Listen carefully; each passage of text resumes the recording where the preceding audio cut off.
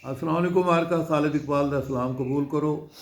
मकालमा Singh professor अकरम मिरानी होरां दे नाल अजोका सारा मौजू असीं सारे सरायकी वसेब खास तौर पर लईए दी एक नामवर सियासी शख्सियत मलिक नियाज़ झक्कड़ सिंह वफात पा गए। अल्लाह ताला उन्होंने को जन्नतुल फिरदौस की जगह अता फरमावे।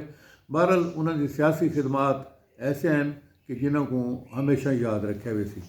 अज उन्होंने याद के हवाले नाल गाल मुहाल करे सूँ गुजारिश है सिंह प्रोफैसर अकरम मिरानी होरां को। डॉक्टर साहब ये जी झक्खड़ सियासी फैमिली है ना, ये सारे लईया दी है और मेरा अपना जरा घर है मौजा है, इन्हों का तो मौज है साढ़े नाल हमसाए थे बिल्कुल हमसाए हैं। तो इन्हों की सियासी एक पूरी तारीख है। लंबे अरसे को मलिक कादर भाई झक्खड़ साहब अयूब खान के ज़माने वजीर ज़राअत बने हैं, आप सोच वजीर बने हैं ज़माने बड़ी अपना उन ज़माने नहरां के वजीर हैं तो इरीगेशन मिनिस्टर हैं। तो काफ़ी पुराना ख़ानदान है सारा। और मलिक नियाज साहब जड़े हैं वो बहुत लईया दे पॉपुलर सियासतदान रहे। 4 दफ़ा MNA बने। 1985 को वो इलेक्शन लड़ते हैं तो हुण ई वेले उन्हां दा बेटा PTI का MNA है।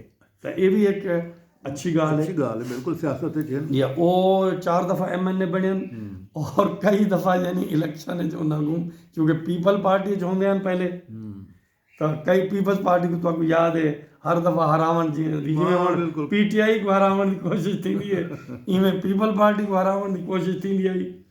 तो 88 पहली दफ़ा MNA बने। 1985 जो MNA का इलेक्शन पहला लड़न उन वेले वो इलेक्शन हरे हैं। मेरे अंकल जड़े फरीद मिरानी साहब वो MNA बने हैं। वाल ये 88 बने, वाला 93 बने MNA, वाल 2002 के बने। ये 3 दफ़ा पीपल्स पार्टी के टिकट से बने। सही एक दफ़ा ये बने 2018 को 23 वाला जरा दौर है उन्हें बने PTI के MNA। क्योंकि वाले तो आपको पता है पीपल्स पार्टी छोड़ के लोग ज़्यादातर PTI चले गए क्योंकि पीपल्स पार्टी नून लीग के करीब चली गई। तो लोग पीपल पार्टी वाले आखे यार असा तो नून के खिलाफ इलेक्शन लड़ने। मैं मलिक नियाज साहब को पूछा मैं यार मलिक साहब तुस इतने पुराने रह गए हो पॉलिटिशियन पीपल्स पार्टी के होना सा क्या करूं असा तो मुस्लिम लीग के खिलाफ इलेक्शन लड़ने वो मुस्लिम लीग के इत्तेहादी बन गए असा वाला असा तो इमरान के खिलाफ लड़ने इत्तेहाद उन्होंने बैठे रहूं आखूं चंगन अगली दीवार बनूं इलेक्शन उन्होंने खिलाफ लड़न वाला सा क्या करूं। सारी सियासत भी तो तमाशा रहेगा। तमाशा है कि जमहूरियत को तमाशा बनाएगा। एक चीज़ मैं तो वेले मैं ज़रूर गाल करना चाहता जिले वो 2022 दे विच जिले इमरान खान के खिलाफ अदम इतमाद थे उनको 80 साल को उत्ते उन्होंने उम्र है। इतना तंग किया गया ये भी बुरी रिवायत जेल च रह गए उन्होंने को अगवा किया रखे उन्होंने मुंह उत्ते जनाब काला कपड़ा चढ़ा के उन्होंने 80 साल के बंदे आखिर उन्होंने को इतना मजबूर कितने क्यों आखे बाबा मैं ये आदा मैं PTI नहीं छुड़ेगा लेकिन मैं आदा मैं अगला इलेक्शन ना लड़ सकता।